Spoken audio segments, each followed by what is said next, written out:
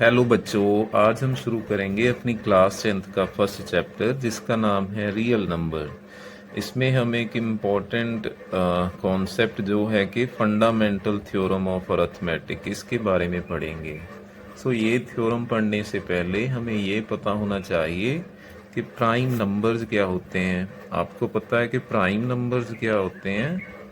Prime numbers हमने छोटी classes में ही पढ़े हुए हैं। प्राइम नंबर वो नंबर जिसके एग्जैक्टली दो फैक्टर्स होते हैं। जिसके एग्जैक्टली दो फैक्टर्स होते हैं। जैसे हमने एक नंबर लिया, मैं एक नंबर लेता हूँ, मैंने नंबर लिया 2। आपको पता है कि 2 एक तो 1 के टेबल में आता है और एक 2 अपने ही टेबल में आता है। और ये इसके फैक्टर हैं। 1 इसका फैक्टर है और 2 इसका फैक्टर है। इसके बाद हम नंबर लेते हैं 3। 3 भी 1 के टेबल में आएगा और 3 भी अपने ही टेबल में आएगा। इसके भी दो ही फैक्टर हैं, एक 1 और एक 3। अगर हम नंबर लेते हैं 4, 4 1 के टेबल में आता है, 4 के टेबल में भी आता है, पर इसके अलावा 4 2 के टेबल में भी आता है। इट मीन्स कि 4 के 3 फैक्टर हैं। इसको हम प्राइम नंबर नहीं बोलेंगे। इससे अगला अगर नंबर लेते हैं, जैसे मैंने नंबर लिया 5। 5 के भी दो ही फैक्टर हैं, एक तो 1 है, एक 5 है। इसको भी हम प्राइम नंबर ही बोलेंगे। अगर हम एक और नंबर लेते हैं, जैसे हमने नंबर लिया 6। 6 भी 1 के टेबल में आता है, 6 अपने टेबल में भी आता है, पर इनके अलावा 6 2 के टेबल में भी आता है और 6 3 के टेबल में भी आता है। इट मीन 6 के पास कितने फैक्टर्स हुए? 1 2 3 और 4। इसको भी हम प्राइम नंबर नहीं बोलेंगे। इससे अगला नंबर हम लेते हैं 7। 7 के भी दो फैक्टर हैं, एक 1 है और एक 7 है। ये भी प्राइम नंबर है। अभी आप समझ गए होंगे कि प्राइम नंबर क्या होते हैं। इनमें से अगर हम प्राइम नंबर चूज करें तो एक तो 2 है क्योंकि इसके दो फैक्टर हैं, 3 है, इसके भी दो ही फैक्टर हैं, 5 है, इसके भी दो ही फैक्टर हैं, 7 है, इसके भी दो ही फैक्टर हैं। ये जो नंबर है ये 4 जिसके 3 फैक्टर हैं, और ये जो नंबर है 6 जिसके 4 फैक्टर हैं, दैट इज जिनके 2 से ज़्यादा फैक्टर हैं, इसके 3 फैक्टर, इसके 4 फैक्टर हैं। इनको हम बोलते हैं कंपोजिट नंबर। इनको हम बोलते हैं कंपोजिट नंबर्स।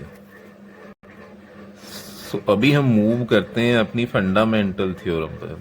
अपनी फंडामेंटल थ्योरम को पढ़ने से पहले हम किसी नंबर की प्राइम फैक्टराइजेशन करते हैं। जैसे मैंने एक नंबर ले लिया, नंबर मैंने ले लिया 60। अगर मैं 60 की प्राइम फैक्टराइजेशन करूं, 60 की अगर प्राइम फैक्टराइजेशन करें तो ये 2 से डिवाइड होगा 30, फिर 2 से डिवाइड होगा 15, फिर 3 से डिवाइड होगा 5 और फिर 5 से डिवाइड होगा 1। 60 की प्राइम फैक्टराइजेशन अगर चेक करें तो 2 इंटू 3 इंटू 5। 60 की अगर प्राइम फैक्टराइजेशन हम देखें तो इसकी प्राइम फैक्टराइजेशन हम ऐसे भी कर सकते हैं कि जैसे मैंने इसको पहले डिवाइड कर दिया 2 से तो 30 आया। इसको अब मैं डिवाइड करूंगा 3 से तो 10 आया। इसको डिवाइड करूंगा अभी मैं 5 से तो 2 आएगा। फिर 2 से डिवाइड किया तो 1 आएगा। इसकी प्राइम फैक्टराइजेशन इस तरह देखे तो ये बनेगी 2 इंटू 3 इंटू 5 इंटू 2। अगर हम इन दोनों प्राइम फैक्टराइजेशंस को देखते हैं, जैसे अगर इस प्राइम फैक्टराइजेशन को देखते हैं तो इसमें अब देख सकते हो कि 2 कितनी बार आ रहा है, 1 और 2। इसमें देखो कि 2 जो वो 2 बार आ रहा है, और इसमें 3 कितनी बार आ रहा है, 3 एक बार आ रहा है, और 5 भी एक बार आ रहा है। अगर इस प्राइम फैक्टराइजेशन को देखें तो इसमें भी आप देख सकते हो कि 2 2 बार आ रहा है और 3 एक बार आ रहा है और 5 भी एक बार आ रहा है। इससे हमें ये पता चलता है कि किसी नंबर की अगर प्राइम फैक्टराइजेशन करते हैं तो उसके जो प्राइम फैक्टर आते हैं वो सेम होते हैं। आप जैसे मर्जी शुरू कर लो, चाहे छोटे नंबर से शुरू कर लो और बड़े तक चले जाओ, चाहे बड़े नंबर से पहले चले जाओ छोटे तक चले जाओ, ये जो आपके नंबर ऑफ फैक्टर्स आएंगे वो सेम आएंगे। और एक चीज आप और भी देख सकते हो कि ये जो 60 है ये कंपोजिट नंबर है। आप देख सकते हो 60 कंपोजिट नंबर है, क्योंकि 60 के फैक्टर जो है वो 2 से ज्यादा हो जाएंगे।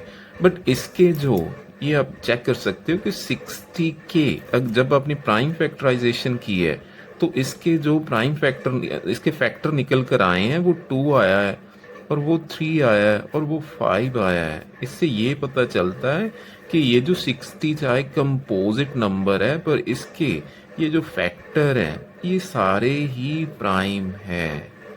सो इससे तो हमें ये पता चला कि किसी कंपोजिट नंबर के जो फैक्टर बनते हैं वो प्राइम होते हैं। सो एक एग्जांपल हम और लेकर देखते हैं क्या ये सभी कंपोजिट नंबर पर एप्लीकेबल होता है। जैसे मैंने एक और नंबर ले लिया, छोटा सा नंबर लेते हैं, जैसे मैंने ले लिया 28। सो 28 के अगर हम प्राइम फैक्टराइजेशन करते हैं, सो 28 की अगर प्राइम फैक्टराइजेशन करते हैं तो ये 2 के टेबल पर जाएगा, ये 14 आया, ये 2 के टेबल पर जाएगा, ये 7 आया, फिर ये 7 के टेबल पर जाएगा और ये 1 आया। सो ऐसे अगर मैं प्राइम फैक्टराइजेशन इसकी ऐसे करूं कि मैं 7 से पहले डिवाइड कर दूं तो ये 4 आएगा, फिर 2 से कर दूं ये 2 आएगा, फिर 2 से कर दूं ये 1 आएगा। सो इस तरह से अगर हम देखते हैं तो 28 की प्राइम फैक्टराइजेशन अगर यहाँ से देखें तो 2 इंटू 2 इंटू 7, इट मीन्स 2 दो बार आ रहा है और 7 1 टाइम आ रहा है। इसकी प्राइम फैक्टराइजेशन अगर देखें तो इसकी प्राइम फैक्टराइजेशन है 7 इंटू 2 इंटू 2। सो इसमें भी 2 टाइम्स आ रहा है, 2 बार आ रहा है, और ये जो 7 है वो 1 टाइम आ रहा है। सो इसका मतलब ये हुआ कि ये 28 ये एक कंपोजिट नंबर है, पर इसके जो प्राइम फैक्टर्स निकल कर आए हैं उसकी संख्या वो सेम आ रही है, चाहे आप छोटे नंबर से कर लो चाहे बड़े नंबर से पहले कर लो। और ये जो 28 के आप फैक्टर देख रहे हो, ये एक 2 आया और एक 7 आया, ये दोनों ही प्राइम नंबर्स हैं। सो अब हम चलते हैं अपनी थ्योरम पर, फंडामेंटल थ्योरम ऑफ अरिथमेटिक।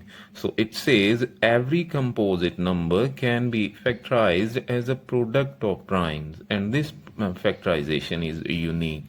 सो ये हम यही बात है कि हम पढ़कर आए हैं कि आपका जो कंपोजिट नंबर होता है उसकी जो प्राइम फैक्टराइजेशन करते हैं उसके जो फैक्टर्स निकल कर आते हैं वो सारे ही प्राइम होते हैं। जैसे 2 2 3 और 5, इसमें भी ये जो देखो 2 3 5 और 2। सो सारे ही जो ये फैक्टर्स निकल कर आएंगे, ये जो फैक्टराइजेशन होगी वो आपकी प्राइम नंबरों से बनी होगी। और ये प्राइम फैक्टराइजेशन जो है वो यूनिक होगी। यूनिक मींस इसमें भी देखो 2 टाइम्स आ रहा है और 3 1 टाइम है, 5 1 टाइम है। सो इसमें भी ये देखो कि 2 टाइम्स आ रहा है, इसमें भी 3 1 टाइम है, 5 1 टाइम्स है। मतलब दोनों प्राइम फैक्टराइजेशन में 2 3 और 5 के अलावा और कोई फैक्टर नहीं आया है। सो यही है हमारी फंडामेंटल थ्योरम ऑफ अरिथमेटिक।